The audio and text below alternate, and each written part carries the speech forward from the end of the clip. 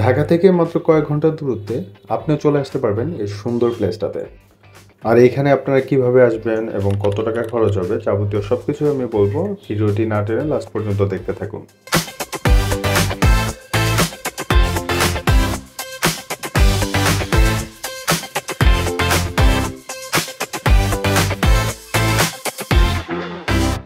এখানে যেতে চাইলে আপনি ডে লং ট্যুরে যেতে পারবেন অথবা নাইট স্টের জন্য যেতে পারবেন। দুইটাই আপনার জন্য বেস্ট হবে, বাট হচ্ছে আমি পার্সোনালি সাজেস্ট করবো আপনারা নাইট স্টের জন্য যদি এই রিসোর্টটাতে যান তাহলে ভরপুর মাস্তি করতে পারবেন।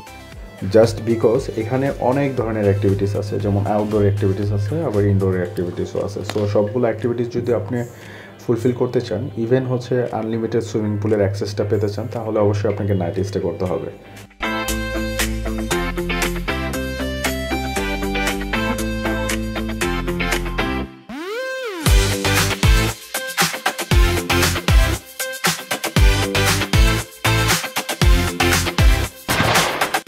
এখানে বিভিন্ন ক্যাটাগরির ভিলা রয়েছে এবং ক্যাটাগরি অনুযায়ী ভিলার প্রাইসটাও ডিফারেন্ট।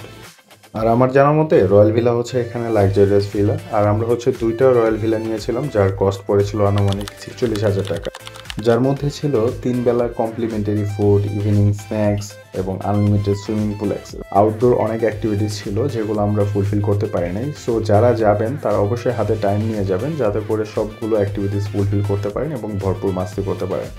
ওভারঅল আমার কাছে মনে হয়েছে প্লেসটি কর্পোরেট ট্যুর, ফ্যামিলি এবং ফ্রেন্ডস ট্যুরের জন্য বেস্ট একটা প্লেস।